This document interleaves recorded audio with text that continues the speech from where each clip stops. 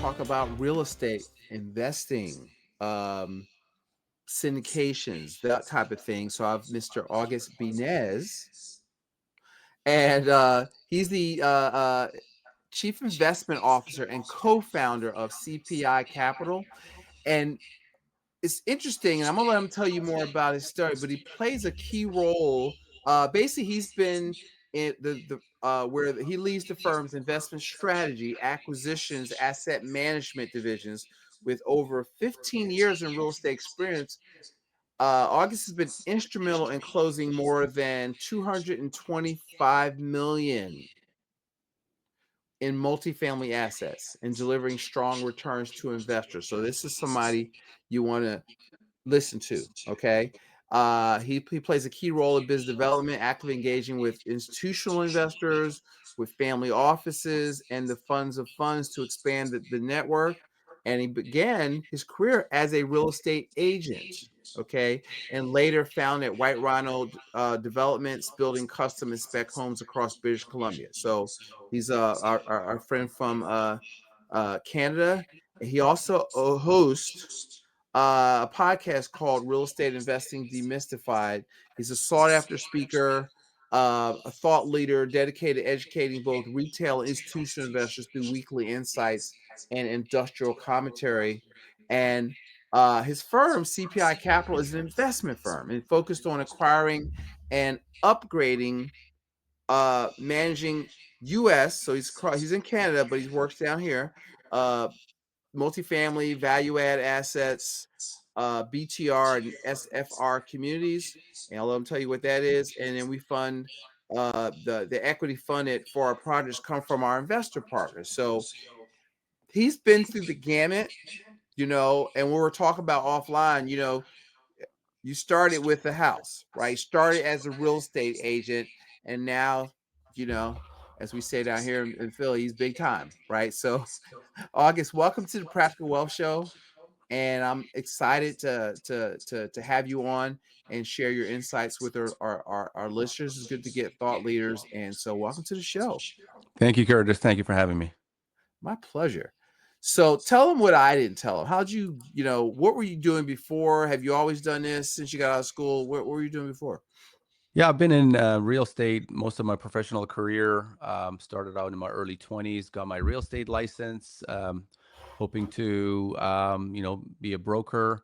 Mm-hmm. Early on, I realized that my skills and talent was much better in getting involved in deals rather than being a broker of deals. I started doing small fix and flips. Mm-hmm. From there, I moved on to start my own general contracting firm. Mm-hmm. Left my career as a real estate agent, and from doing small fix and flips, I've moved on to actually building custom homes, actually custom and spec. So my firm, White Rhino Developments, was building custom homes, and custom homes is a scenario where someone who's in need of having a home built comes and hires you as a builder, and you build them a home.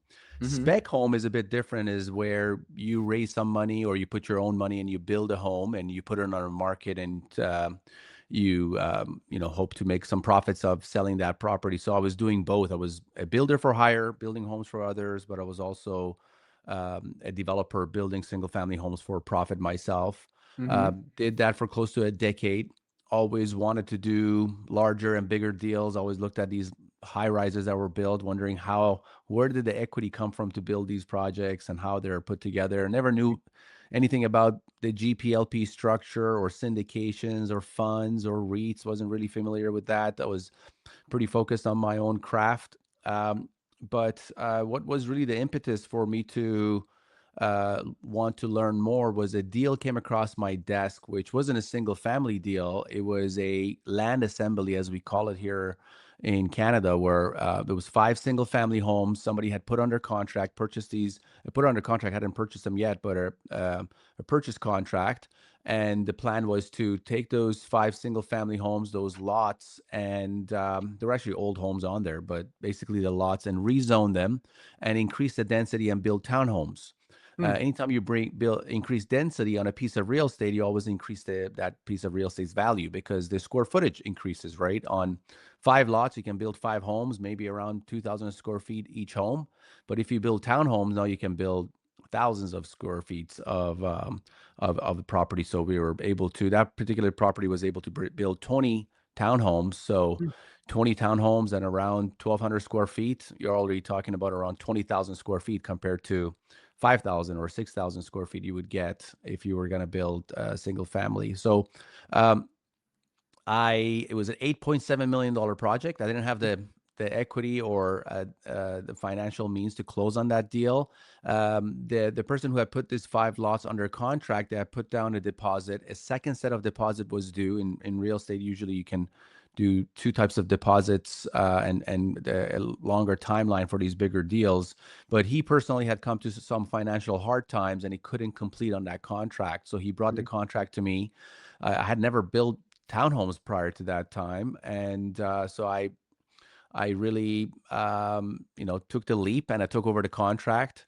Like I mentioned, I didn't know anything about syndications or funds. Took that deal to a few of my associates, people that had done business in the past, and I was able to do a joint venture and raise some money and buy that piece of property and start building that project. That was really my entry into the space of finding deals, bringing on investors, and it wasn't really a syndication. It was more of a joint venture because Right. in a syndication, the investors are 100% passive, and then you have the general partner that's more involved in management. But that was kind of my start in the space. I'll stop there before going any That's, deeper. you know what, because I know a bunch of people that want to do that, right?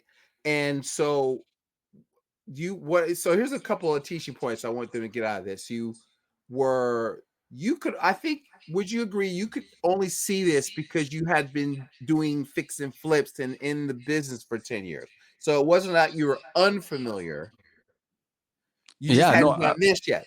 absolutely. Yeah, no, definitely. I mean, it's hard enough. I mean, look at a price tag, right? We're talking about $8.7 million Right, just for the land, and then we're right, talking about right, tens of millions of dollars more for the construction costs. So if you don't haven't had experience and you haven't had past projects you've completed, maybe not to the same level, but at least right, in the construction industry, it's going to be a big project to get involved with. So yeah, the recommendation is always if you are looking to raise money or put a deal together, it better be an industry you have experience in, and it's going to be a lot easier to raise money for deals if it's something that you've had experience. Maybe not that exact deal, but something right. at least in the same in the Because same I had this guy that taught people how to do owner financing. He says, look, the money's always there if you have a good deal.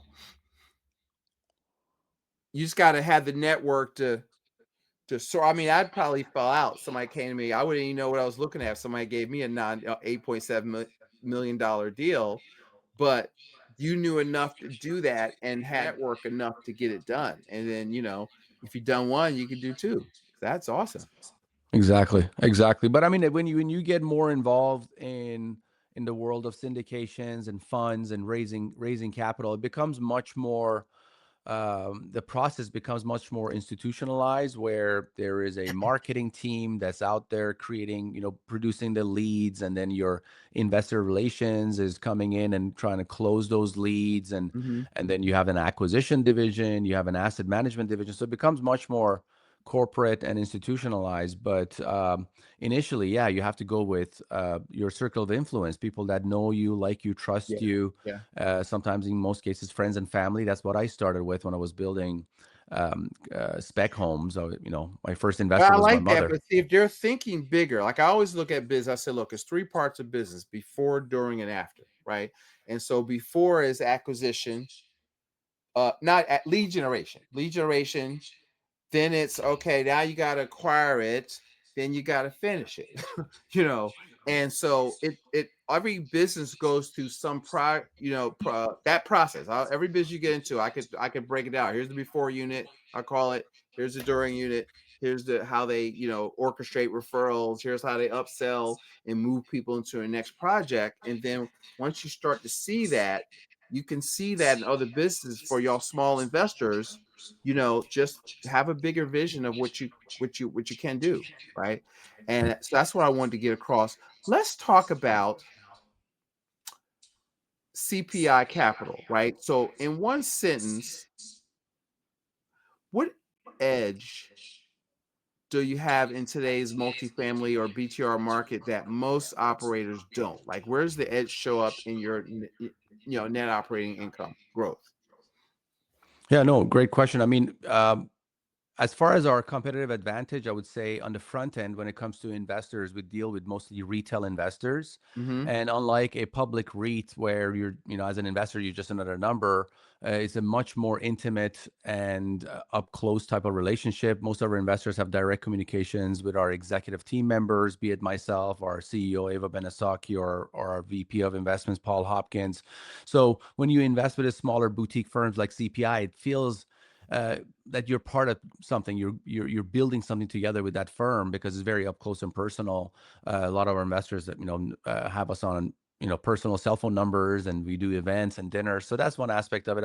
I think that gives us a bit of a competitive advantage. The other part is the ability and the structure we've created for cross border, allowing Canadian investors to come on in and have exposure to U.S. real estate without having any issues with double taxation, without having concerns to file U.S. taxes and deal with the IRS. We've circumvented that aspect of the business. So I would say our competitive advantage is there as well. We've also launched a fund recently that allows Canadian investors to use their retirement accounts to invest into our syndicated deals. Mm-hmm. Similarly to the US, Canadians can self direct their retirement funds to invest in real estate. However, the vehicle that's used to structure the deal in cannot just be a corporation, LLC, or limited partnership. It has to be this complex entity, which is called a mutual fund trust. So it took us a couple years, and we launched our mutual fund trust recently. So it allows Canadians to self-direct their registered funds or retirement accounts, registered funds as they are known here in Canada, to be able to invest in our deal. So I would say that gives us another competitive advantage. On the acquisition side, our competitive advantage would really be the middle market we're in. So we are larger than any mom and pop teams that are looking to buy deals. So we're buying deals, 100 doors plus and less than $50 million. Above $50 million is very, large institutions are buying that. Between that 20 and 50 million is that sweet spot that we feel that that's where we buy our deals. Our firm is very nimble.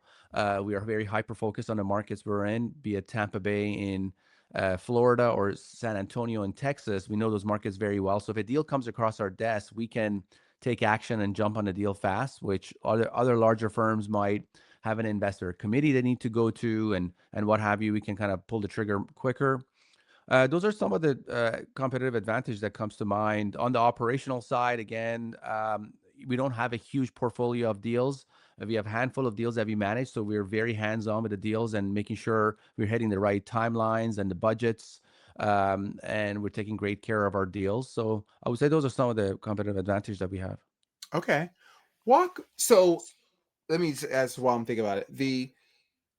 You talked about Canadian investors, but it's cross. Like if somebody hears you down in the US, if they qualified, they they could deploy capital with you also. Is Yeah, that exactly. okay? So yeah, Okay. yeah. Just making sure. I was thinking. All No, right. no, no, for sure. Every time we have a deal, so we find a deal, let's say we find a multifamily property in San Antonio, Right. 200 unit multifamily property. Actually, we're looking at a 200 unit multifamily property currently. The deal looks good. We do our due diligence. We write an offer. We make it to the best and final, and we're awarded the deal. As soon as we are awarded the deal, we engage our attorneys, both US and Canadian attorneys, and we create our single purpose vehicle in the US, which is going to own the property, which is we call it our US Master Fund. Now, Mm-hmm. this is a project specific fund. The investors within this fund only have exposure to that one deal. So we incorporate and we create that entity, and then at the same time we create our Canadian entity, which is our Canadian feeder fund. So the Canadian investors are investing in the Canadian feeder fund. The U.S. investors are investing in the U.S. master fund, and then the Canadian feeder fund just invests into the U.S. master fund, which allows the Canadian investors to be investors of the U.S. master fund. That's how we've structured the deal for our both Canadian and U.S. investors to participate. Okay. Awesome. So walk me through your current. I want to hear yours, and then I want people to learn how to think in terms of criteria, right? So walk us through your current buy box. What do you like? vintage, unit count. You kind of described some of the right leverage for profile. And here's the thing: the one underwriting assumption that's like you refuse to stretch, if there is such thing, one or two, that you refuse to stretch. Like, so what's your buy box? Yeah, no, absolutely. I mean, buy box, when it comes to our deal profile, it Mm-hmm. always starts with the market. So our focus markets are Texas and Florida. In Florida, we're hyper focused on Tampa. So we know the Tampa market very well. We own a Mm-hmm. property in Tampa already. In Texas, our focus market is San Antonio. We already own an asset in San Antonio. If the deal comes across our desk from other regions, we'll have a look at it. But those are our main focus markets in Tampa and San Antonio. And then when it comes to type of deal, we're looking at multifamily value add, and value add really means a multifamily property that might be in need of some renovation, maybe built in the 80s, 90s, or 2000s, early 2000s, which allows us to go in, do the renovation, be able to operate the property in more efficient way. Sometimes upgrading the tenant profile. If there are some tenants that are delinquent or causing issues, we try to turn those tenants and bring in better tenant profile to the community. Mm-hmm. Do renovations, exterior, interior. So the type of deals we're looking at is, as I was mentioning earlier, is 100 plus doors. So it's got to be over 100 doors, and the Mm-hmm. value is going to be less than 50 million. It usually ends up being around the high 200 number. So between 100 and around 300 doors is what we look at in those markets. Um, you got to keep in mind, we also look at, aside from the region and the deal itself, we also look at the LP economics we're trying to achieve for our investors, basically the returns we're trying to achieve. So Mm-hmm. if we're trying to achieve 15 to 20% average annualized returns for our investors, which includes the cash flow the property produces and the back end capital gains, the upside Mm-hmm. combined 15 to Mm-hmm. 20%, then in our analysis of the property, we have to be able to achieve those numbers net to our investors. So if you look at a deal and we're not achieving those numbers, the deal doesn't really make sense, even though it is 100 plus doors and in the market we want to be and checks off other boxes. But if it doesn't achieve those types of economics, the deal doesn't really make sense. And lastly, your question about as far as analysis, what are some levers that we don't really feel comfortable Yeah. pulling too hard on? I mean, some simple metrics on an underwriting model could drastically change investor returns. For example, one of those is organic rent growth. Historically, organic rent growth in an underwriting model needs to be at 3% per annum on average, right? So that's what we factor in. We say, hey, they're buying this property. We're aside from the renovations we're doing, the upgrades we're doing, we feel that organic rent growth is going to be at 3% every year cumulative. So, but that's not always the case either. In San Antonio, currently we have a bit of a hyper supply, oversupply, as is also known, and rents are compressing a bit. So we're not going to go in and underwrite at 3% a year. We're going to be a little bit more conservative and do 2.5% a year. So that's one of the levers that we want to be conservative and not be too aggressive on. The other item is exit cap rate. So when we want to sell this property in, let's say when our business plan is completed, in 3 to 5 years, we want to sell this property, in most cases 5 years. What are we estimating that the cap rate is going to be at that time? To simplify it, what are we hoping to sell this property in 5 years? Right. That's the way we achieve the economics. So the way we do that is through the cap rate, because multifamily properties are assessed and valued through the cap rate model rather than the income and the cap rate model rather than comparable, like single family. Single family, Right. you just look at the Right. neighborhood. What are the comparables that I've sold? In multifamily, it's all about the income that You kind of the property is foresee producing. that by uh getting it rented out, raising your rents, that drives up the end value of the property you can sell it for Yeah, because the performance. exactly. Occupancy. I mean, the main ones are occupancy. You want to bring your occupancy high, keep it around 95%. Mm-hmm. If you're at 100%, your rents are too low. If you're sitting at 80%, then you're near distress. So you want to be sitting at around 95%. You want to increase rents to the best of your ability. Make sure not to push it too much, because then if your rents are the highest in the market, then your rents are probably too high, and you're gonna have might have a difficult time selling the property because your rents might just be too high. And lastly, these are some of the main items that you can do. Lastly, is your efficiency. You want to make sure that your expense ratio is reasonable. You're not spending too much money on employees and other associated costs with the property, upkeep, maintenance costs. So you want to make sure your expense ratio is in the right amounts, or your expenses. You want to keep your expenses in check. Uh, Bring in a better tenant profile to the property. Do great marketing so you can have your occupancy where you want to sit at. But yeah, those are some main factors that we use to be able to force appreciate a property. It's similar to buying a business, really, right? Imagine Yeah. instead of buying a Yeah. multifamily property, you're buying a pizza shop. The Right. first thing you do, you go in there and you keep, as an owner, you keep seeing that throwing away these paper boxes. They're all over the ground, and you're like, hey, this is not going to work. We're losing money on our paper boxes. Let's be more efficient there. You see people just sitting around twiddling their thumbs. You're like, hey, this person, these couple of people might be too much. We might be able to be more efficient. So you get rid of a couple of guys. So it's Right. similar way in a Right. multifamily property that you try to be more efficient and conserve your expenses. I love that. Like he just gave y'all a master class. Like, so I don't care if you got like 5 or 6 single families or a couple of 6 or 8 apartment buildings. The thought process, I want you to hear how he looks at stuff. Like you make money, correct me if I'm wrong, uh uh August, when you buy it. Like, so going in, all right, if it doesn't fit these numbers, I'm not hoping the market goes up. Like that's gambling, right? Especially at this Speculation, particular, yeah, speculation. In real estate, speculation, it's called which I speculation. call Yeah, it's gambling, right? speculation. But Yeah. speculation is a better word. I just want people to understand what they're doing. And I like that. So let me ask you this. Tell me about some lessons learned, or about a deal that underperformed, and have you found you had to change your, well, you gave it a little bit where you said lower the rent expectation, but any other things like that that maybe you've built into your playbook now overall that y'all lessons learned throughout as you've been doing this? Yeah, no, I mean, on a personal level, I've been in real estate now close to 20 years. So I have a lot of Mhm. lessons that I can provide, but also with CPI for the last 5 years, a lot of lessons I learned there as well. One lesson Mhm. is that as much as you think you know about real estate or any other, business model or what have you, any other industry, the more you think you know, is probably less you know. And that's what I've learned 20 years of being in real estate. Every time I feel like I know everything that there is in the space, and then something new comes up. That's one of the lessons learned. The other lesson learned is sometimes the best deal you ever do is a deal you walked away from.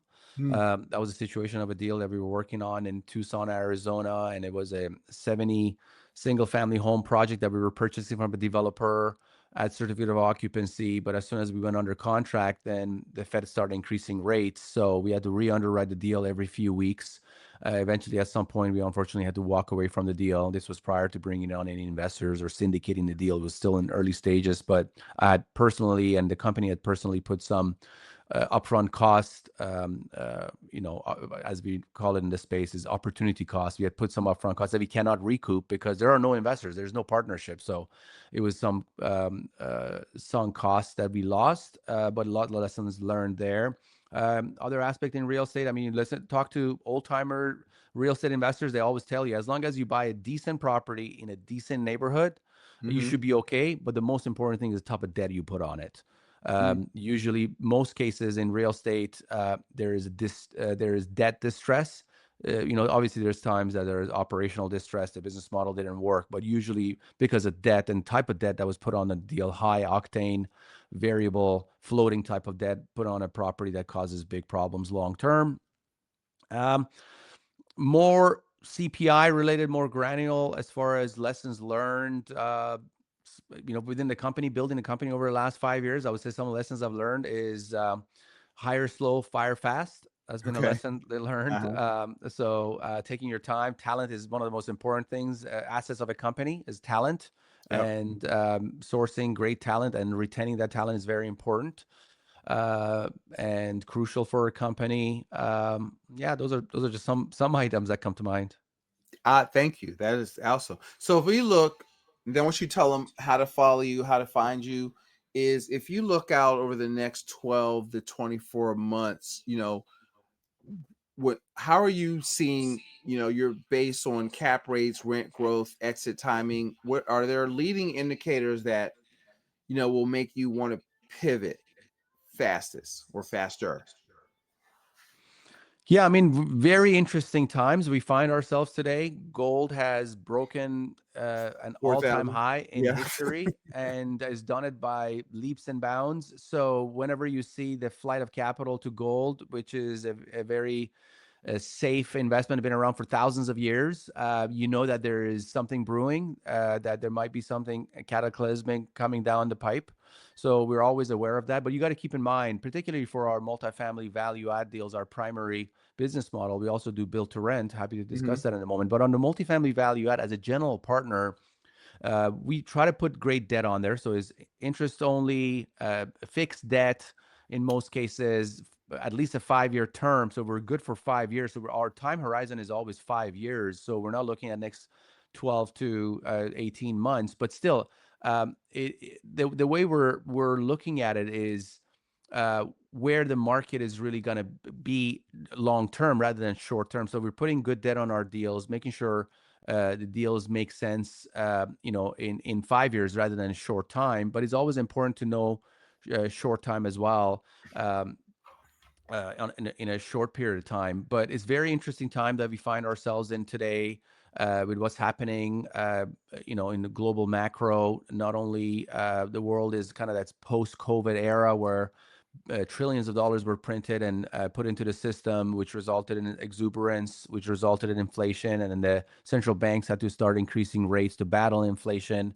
Now, both inflation, I would say Canada and the US is under control today, but now we have tariffs and other factors affecting. Then there's somewhat of a new administration in the office. They have policies that are inflationary in some cases. Tariffs are inflationary.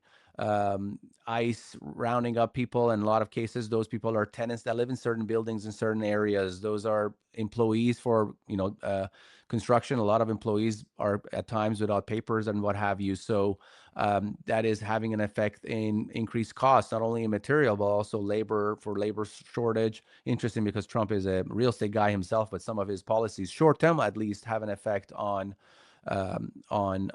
cost of construction and what have you.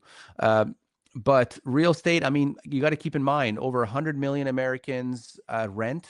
Mhm. Around 40 million from that 100 million live in apartment communities. Mhm. 5 million live in A-class, brand new type of apartment communities that are mostly renters by choice.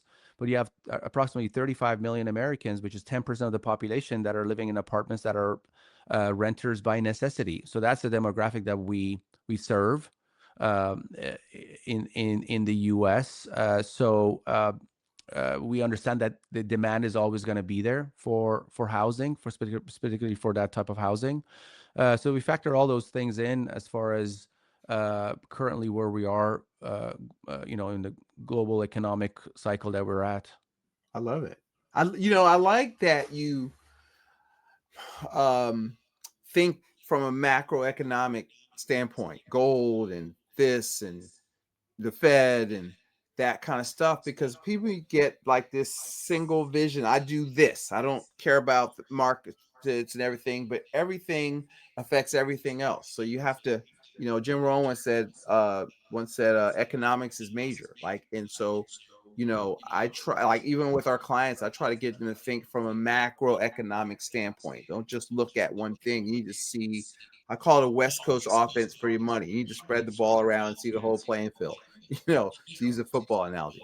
And let's talk about the two. So the opportunity that I read you do two things, like value add, multifamily, and then build to rent, which you started to talk about. Let's talk about that a little bit.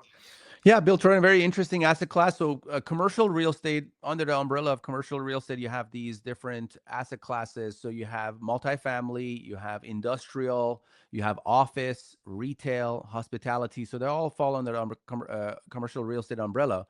Multifamily itself has a branch which is called built to rent. Now, the name is really on it, BTR, built to rent. So, they're communities of purpose built rental homes that are built for rent. And really, the start of this asset class is somewhat of a recent asset class. And I have a quick story to share about this asset class. But when great financial crisis took place, GFC in 2008. Actually, the bottom of the market wasn't until 2011 because the liquidation started happening. So it was just 2011 when the market started turning and prices started increasing finally. Wall Street realized that there was an opportunity of purchasing single family homes in the US. And their thesis here was that single family homes had gained in value every single year from 1948 till 2009. Every single year, family homes had gained in value. So they understood that single family homes dropped in value 30% nationwide in 2008, 2009. So they just wanted to come up with a way to buy as many single family homes as possible and hold on to them until the market cycle changed and then go back and sell them. And that's exactly what they did. Blackstone, one of the largest private equity, I believe they are the largest private equity firm in the world currently. They founded Invitation Homes. They started buying single family home scattered sites all over certain markets that they wanted to be in. And they bought 50,000 homes. They took the company public. They bought a farther 35,000 homes, so 85,000 homes altogether. And they eventually, Blackstone exited that, and Invitation Homes kept going as a publicly traded company. So that was really the start of Wall Street in the single family business. But by 2013, 2014, they could no longer buy single family homes on a discount. And they actually started partnering with local developers in the markets they want to be in. And they started actually building communities of purpose-built rental single family homes, which was kind of the spawn of this asset class, built to rent. In CPI's case, we're actually partnered with a local developer in San Antonio, and we're building duplexes. Now, the business model is a bit different. Historically, when you do a build to rent model, you buy a piece of land, you entitle that piece of land, you build a community of single family homes, let's say 100 single family homes, and then you stabilize it and you sell it to an institution, or you hold it for a few years and then you exit that property as a whole. Right. Our model is a bit different. We de-risk that model a bit farther more, is that we build these duplexes. We're building 30 duplexes, 60 units in San Antonio, in the Helotes market of San Antonio, and we're pre-selling these duplexes to investors who are coming in from California. They want to be able to invest in Texas, hands off. Our developer partner also has a property management arm. So they're going to be managing these properties. They're coming in, buying these things. They're cash flowing day one between $500 and $1,000 per month. And then our investors, CPI's investors, are funding the equity needed to actually build and construct and develop this project. So that's a little background about BTR. So your investors are the debt The equity. The equity. equity, the Equity. equity. Okay. The debt comes from a bank type, institution type, that's giving us the. So yeah, the total project cost is around 17 million, Mm-hmm. around $1.5 million for the land, and the rest is the construction cost. So we get a loan from the bank. So our investors are funding the equity portion of the total project cost, and when the project is being built, is being pre-sold, and these California investors are buying these duplexes. They're not all from California. I keep saying Right. California, but there's Right. a good number of them that are from California. They're buying these homes. So as those funds come in, the investors get paid. Obviously, the lender, the debt gets paid down first, and then the investors get paid, and then finally the general partner paid us. We get paid. Last. Okay. What so who's your target client or demographic that because you offer these. So I want you to tell them about your business model and who's this for in your mind.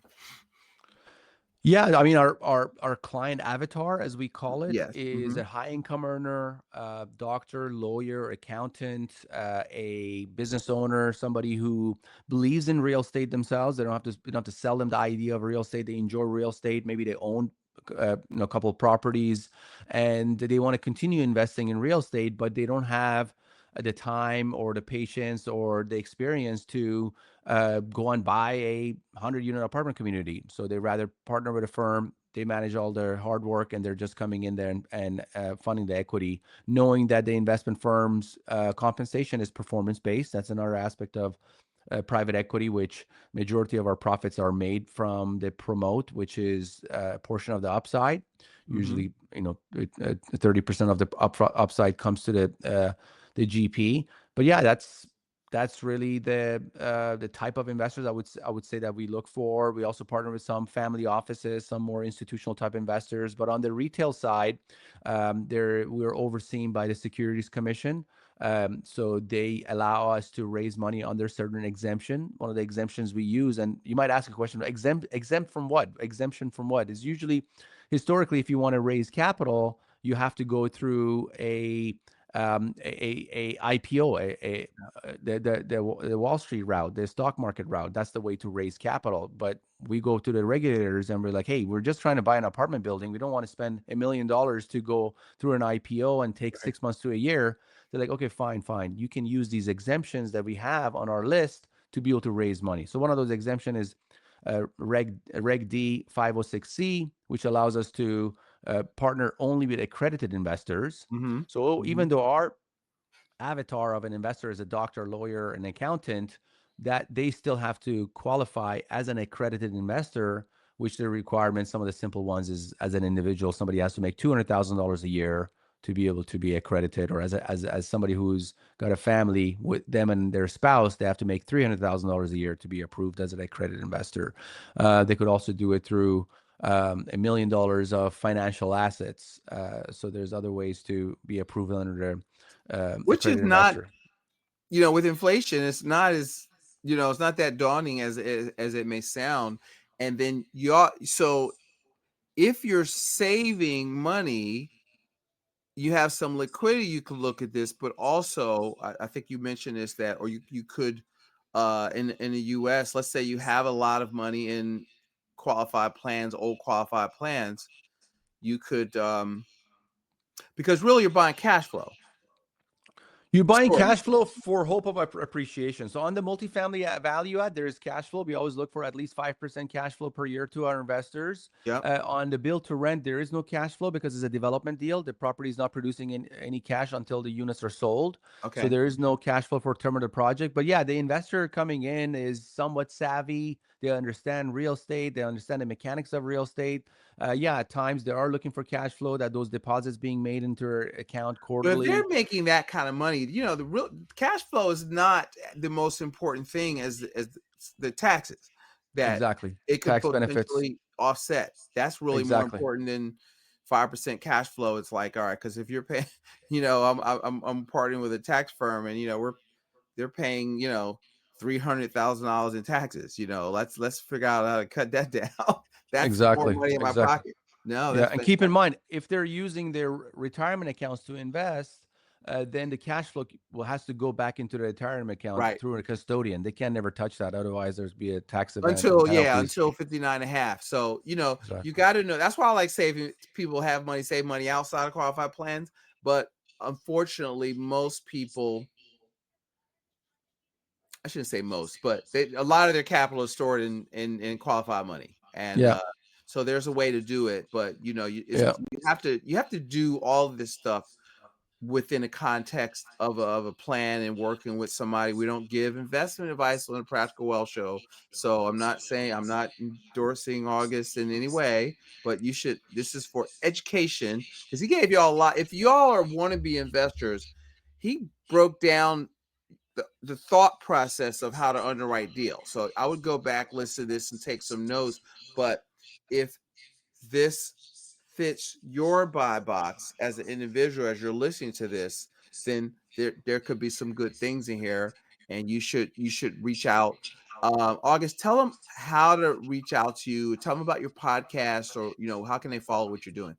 Absolutely. I'll take one step prior to that. I just want to say, prior to the show, we were chatting, Curtis, and you're an architect when it comes to financial literacy for your clients. And right away, you said that I distinguish myself because I'm not your classic advisor that Right. does the classic stocks and bonds, and I look outside of that ways to be able to build wealth for my clients. So they got to basically find somebody like you, because that's the only time they'll hear about private placement or other alternatives that Yeah. exist in the Yeah. space, or at least having the option, even I though try to those be the items are not macro manager. Like, so I just because all your people should be talking to each other, and there's more to the world than stock market, just the stock market alone. And so what we try to do in this show is kind of wealth outside of Wall Street.